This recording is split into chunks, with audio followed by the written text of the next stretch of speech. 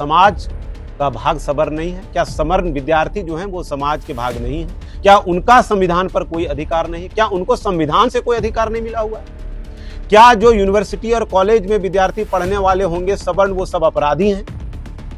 अगर यदि इतने जड़ में ही आप लोगों ने जहर जातिवाद का घोल दिया है तो किस प्रकार से ये कानून उचित हो सकता है? इसलिए इसका विरोध होना बहुत जरूरी है। आज माननीय सांसद कालीचरण सिंह जी का भी कहीं कोई स्टेटमेंट सुनने के लिए नहीं मिल रहा है। आज भाजपा के डॉक्टर रविंद्र राय जी का भी कहीं कोई स्टेटमेंट सुनने को नहीं मिल रहा है। आज हम ये भी बताना चाहते हैं कि निशिकांत दुबे जो बढ़ चढ़ करके सवर्ण की बात करते हैं, उनका भी बात कहीं समझ में नहीं आ रहा है। तो क्या झारखंड में या पूरे भारतवर्ष में सवर्ण जो है वो वोट बैंक बन करके रह गए? नमस्कार, जोहार, जय परशुराम। मैं राजदेश रतन, झारखंड लोकतांत्रिक क्रांतिकारी मोर्चा का केंद्रीय महासचिव हूँ, धनवार विधानसभा का प्रत्याशी भी इसी पार्टी से। आप सभी को इस वीडियो के मार्फत से ये बताना चाहते हैं कि अभी जो परिस्थिति बनी है, आज जिस वीडियो में हम लोग जिस चीज़ की चर्चा कर रहे हैं वो ये है कि आप पहले जो है इस बात को समझिए कि जब आपके बच्चों के ऊपर कुठाराघात किया जाता है, जब आपके बच्चों के ऊपर नाइंसाफी होती है और अगर यदि इसके बावजूद भी आप चुप हैं तो इसका मतलब जो है वो मानव धर्म का तो आप कम से कम पालन नहीं करें। मुझे लगता है कि झारखंड प्रदेश में सवर्ण जो हैं वो पूरी तरह से भाजपा को कनेक्ट करते हैं, इसमें किसी बात से इनकार नहीं किया जा सकता। लेकिन जिस प्रकार से भाजपा ने और मोदी जी की सरकार ने इस यूजीसी कानून को ला करके और सवर्णों को टारगेट किया है, उनके पीठ में छुरा भोंका है।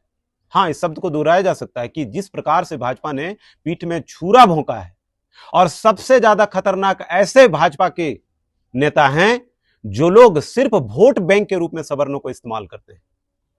हम इस वीडियो के मार्फत से बताना चाहते हैं, सबसे पहले इस कानून पर रोशनी डालना चाहते हैं कि यूजीसी कानून का विरोध क्यों होना चाहिए।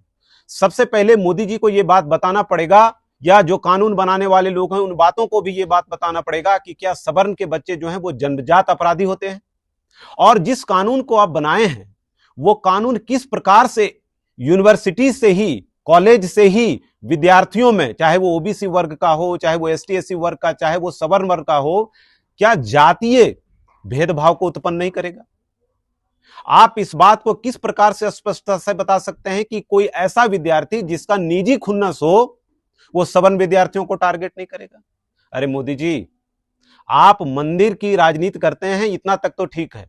आप हिंदुत्व की बात करते हैं, यहां तक भी ठीक है। लेकिन उसी हिंदुत्व को जो है वो तलवार लेकर के और बार बार आप कई टुकड़ों में बांट रहे हैं। कहीं ना कहीं ये जो है आपकी नीति दिख रही है। हमको कभी कभी समझ में इस बात का नहीं आता है कि क्या सवर्णों का शोषण करके ही समाज में एकता लाया जा सकता है?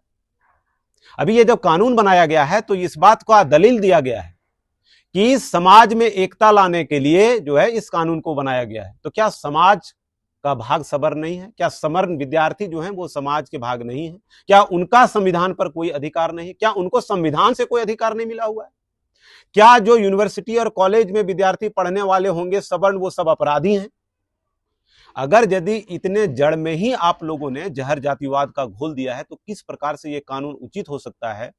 इसलिए इसका विरोध होना बहुत जरूरी है। राजनीति अपने स्थान पर है। हम तो शर्म करना चाहिए ऐसे भाजपा के नेताओं को जो लोग कुर्सी में फेविकॉल लगा करके बैठे हुए हैं। आज कहां पर गए हैं ये सारे लोग? झारखंड में भाजपा के जो बहुत बड़े अपने आप को स्वर्ण चेहरा कहते हैं। हमें याद है चुनाव के समय में भाजपा के चतरा के सांसद माननीय कालीचरण सिंह जो है वो घर घर राजधनवार में घूम रहे थे सवर्ण वोट को एकत्रित करने के लिए। कहां गए निशिकांत दुबे जिनका हेलीकॉप्टर लगातार जो है वो धनवार में उड़ता था और बैठता था? कहां गए रविंद्र कुमार राय जो सवर्ण समाज से आते हैं और अपने आप को नेता कहते हैं? सिर्फ आपको प्रदेश अध्यक्ष जब बनना रहता है, सिर्फ जब आपको टिकट चाहिए होता है, जब आपको एमपी एमएलए बनना होता है, तब सवर्ण और भूमिहार आपको याद आते हैं। माननीय नेता गण जितने भी हैं, इनको धिक्कार है। हाँ, इस शब्द को मजबूती के साथ कह रहे हैं कि इनको धिक्कार है कि इनके मुंह से कुछ भी आवाज नहीं निकल रहा है।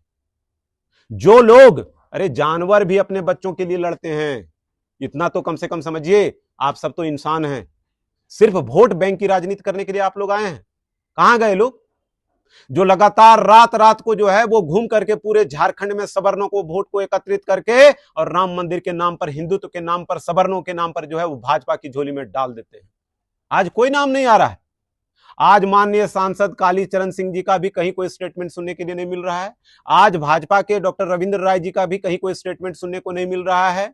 आज हम ये भी बताना चाहते हैं कि निशिकांत दुबे जो बढ़ चढ़ करके सवर्ण की बात करते हैं, उनका भी बात कहीं समझ में नहीं आ रहा है। तो क्या झारखंड में या पूरे भारतवर्ष में सवर्ण जो है वो वोट बैंक बन करके रह गए? हम इस वीडियो के मार्फत से इस काले कानून का सख्त विरोध करते हैं। इस काले बिल्ला के माध्यम से भी जो है वो काले इस पट्टी के माध्यम से जो है वो हम लोग इसका विरोध करते हैं। इसका विरोध करने के पीछे मेरा जातिगत व्यवस्था को दोषी ठहराना नहीं है। हमको लगता है कि जब भी कोई समाज में कानून बनता है और अगर यदि उससे विद्यार्थियों और बच्चों के ऊपर कुठाराघात होता है तो कहीं ना कहीं ये धिक्कार वाली जीवन है। अरे मोदी जी, आप तो बहुत सारे लोगों को पाकिस्तान भेजते हैं, आप स्पष्टता से ये बात क्यों नहीं कह देते हैं कि सवर्णों को भी भारत छोड़ देना चाहिए, उनके लिए नहीं है? आप पहले जो है वो बहुत सारे काले कानून को लेकर के आए, लेकिन अब आप हमारे बच्चों को भी नहीं छोड़ रहे हैं, आने वाली नस्लों को भी नहीं छोड़ रहे हैं, हमारे पीढ़ियों को भी नहीं छोड़ रहे। हम इस वीडियो के मार्फत से ये भी बताना चाहते हैं, जितने हमारे स्वर्ण भाई बंधु हैं, जितने भी लोग हैं, उन सारे लोगों को यह कहना चाहते हैं कि इस कानून का अध्ययन करिए। एक छोटा सा इस कानून का आप लोगों को पेच बताना चाहते हैं कि जब ये कानून पास होना था, इसमें बहुत सारा रिफॉर्मेशन लाया जाना था। उस स्थिति में रिफॉर्मेशन क्या है कि पहला जब ये कानून बना था तो इसमें एक रिफॉर्मेशन था कि अगर कोई विद्यार्थी गलत तरीके से किसी के ऊपर इसके लेकर के इल्जाम लगाता है तो उसको पेनाल्टी होगा। जब सरकार ये कानून बनाने लगी तो उसका संशोधित कर दिया कि पेनाल्टी नहीं होगा। आप ये बताइए कि क्या कोई निजी खुन्नस में विद्यार्थी जो है वो सवर्ण विद्यार्थी को टारगेट कर सकता है या नहीं कर सकता है? देखिए, कुर्सी यहीं पर रहेगी, लेकिन सारे लोग इस जमीन को छोड़ करके चले जाएंगे।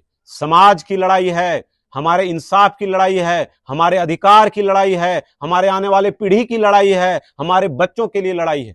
जो नेतागिरी कर रहे हैं, चाहे वो कांग्रेस में रहे सवर्ण नेता, चाहे वो भाजपा में नेता रहे, कोई भी रहे, आप लोगों के ऊपर जो है अगर यदि इसके खिलाफ आप लोग नहीं बोलते हैं और अगर यदि आप लोग यहां से लेकर के दिल्ली सरकार तक इस्तीफा नहीं देते हैं तो इससे स्पष्टता से पता चल जाएगा कि आप लोगों को सिर्फ अपने कुर्सी से प्यार है। और जब समय आता है वोट मांगने का तो आपको भूमिहार, ब्राह्मण, कास्त, लाला सब कुछ दिखने लगता है, सब कुछ सूझने लगता है। इस वीडियो के मार्फत से हम कड़ी निंदा करते हैं इस कानून का और आप लोगों को यह भी बता दे रहे हैं कि आज हमने वीडियो बनाया है, अगले 2-3 दिन के अंदर जो है वो गिरिडीह में हम सड़कों पर उतरेंगे। सभी सवर्ण भाइयों से ये इस बात को हम कहते हैं क्योंकि ये लड़ाई हमारी है। हम ऐसा मानते हैं कि इस वीडियो को देख करके कई एससी, एसटी, एससी, कई ओबीसी जो लोग होंगे वो भी इस बात का समर्थन करेंगे कि विद्यार्थियों के साथ इस तरह का भेदभाव नहीं होना चाहिए। लेकिन हम सवर्णों को इसलिए ये बात कर रहे हैं कि ये लड़ाई हमारी है और हम लोगों को लड़ना होगा। महात्मा गांधी जब आजादी की लड़ाई लड़ रहे थे तो कई लोगों ने कहा कि कुछ अंग्रेज जो है वो साथ देने आना चाहते थे। गांधी जी ने मना किया कि ये स्वाभिमान की लड़ाई है, ये लड़ाई हमारी है, ये लड़ाई भारतीयों की है, इसलिए हमें ही लड़ना पड़ेगा। उसी प्रकार से सवर्णों को एकदम स्पष्टता से इस बात को समझना पड़ेगा कि ये लड़ाई हमारी है और हम ही सबको ये लड़ाई लड़ना होगा। इस वीडियो के मार्फत से हम आप सभी लोगों को एक एक जन तक इस वीडियो को शेयर करने का जो है वो अनुरोध करते हैं, क्योंकि एक बटन अगर यदि आप दबाते हैं शेयर का तो ये दूर तक वीडियो जाता है।